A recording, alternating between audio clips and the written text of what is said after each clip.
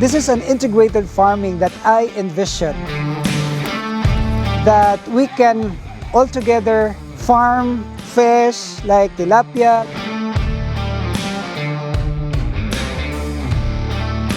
like this hito, and we have this ornamental fish.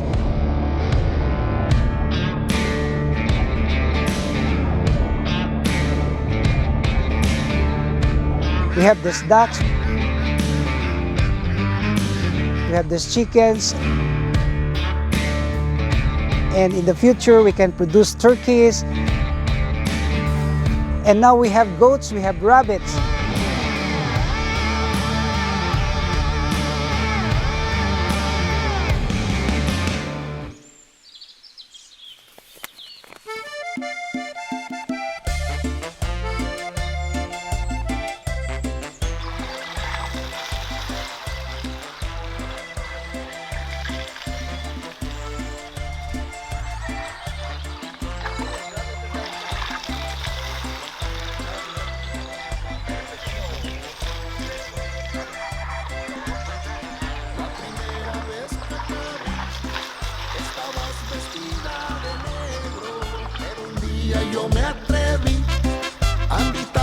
As we know, there are seasons for everything. There are seasons to plant.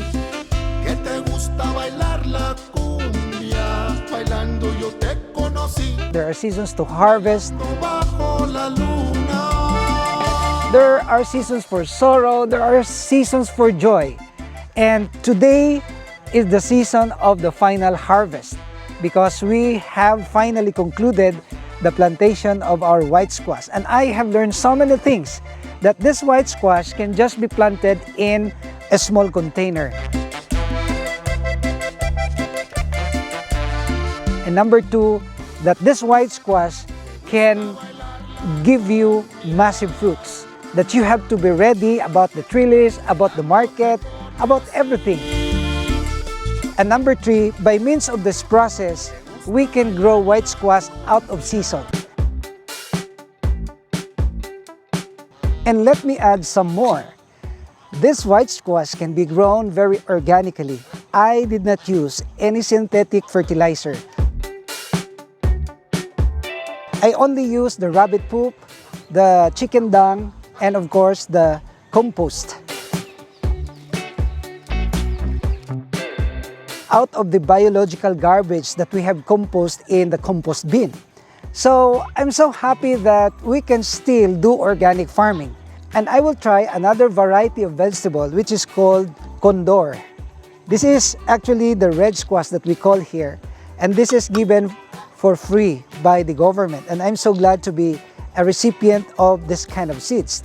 This seeds is actually not for sale, and this is distributed by the government to the farmers. And this is a good effort.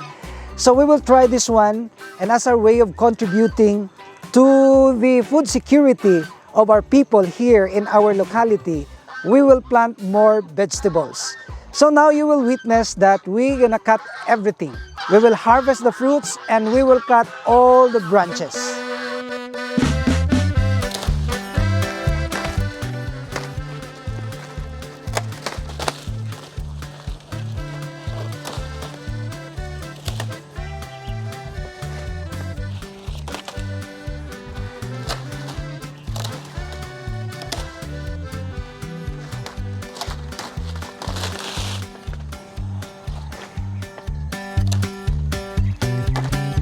And all these vines will be placed in our composting bin.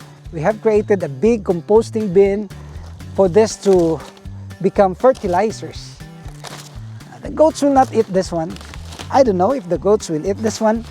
And one thing that I have learned is that if you're gonna plant this white squash, you will prepare a very sturdy and strong trellis, because this fruit is very heavy, that some of the trellis that we have prepared were destroyed because of the weight.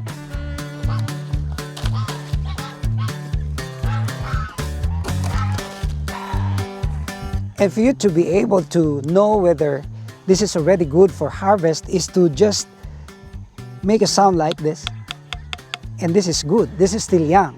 Because if we're gonna harvest this in 4 or 5 weeks, that's already matured. And this is one of the downside of this, white squash. But the red squash can be harvested even if it's matured. The more it's matured, the more it becomes delicious. So this is the reason why we will try also planting the condor or the red squash.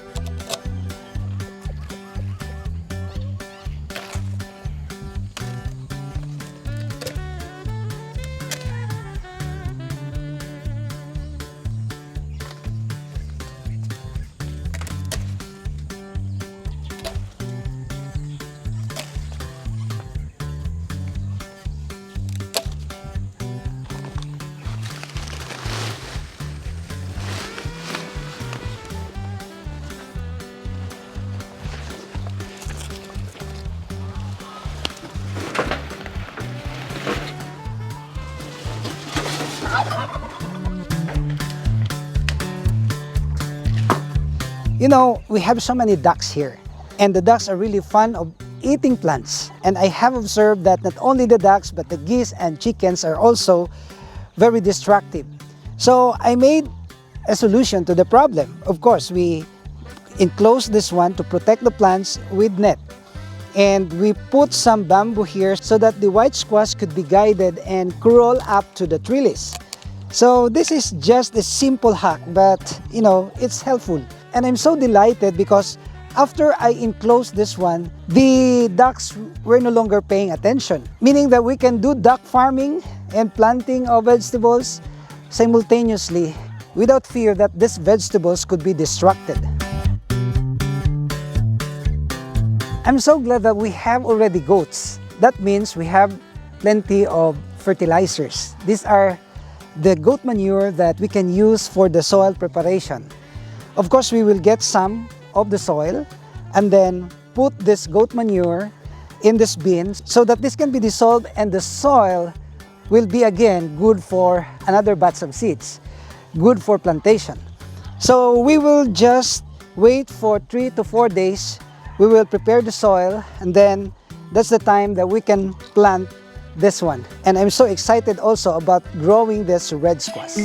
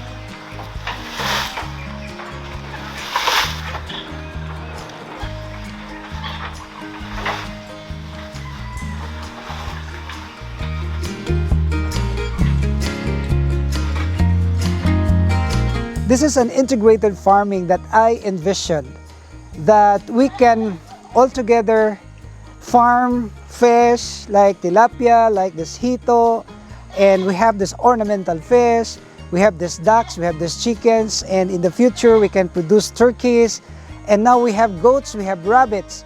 That's why I'm so inspired to prepare my retirement. It's very close that I'm gonna be retiring from the government and concentrate on this farm. And we have a lot of place to develop. We have planted here some carrots and it's already sprouting. We have here pechay, we have here the bell pepper, and then eggplants. We have this potato, we're experimenting this, and we also have this okra, many more. And I'm looking the possibility of re-establishing our greenhouse because this greenhouse will protect and shelter our vegetables from the rain. So these are more projects coming, and I know that we can do this. Of course, with the help of God, we can do this.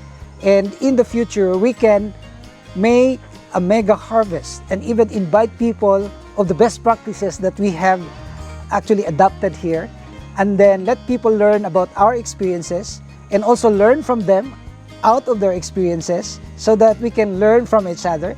These are simple things that would be, valuable, a great accomplishment that I can be proud of during my lifetime.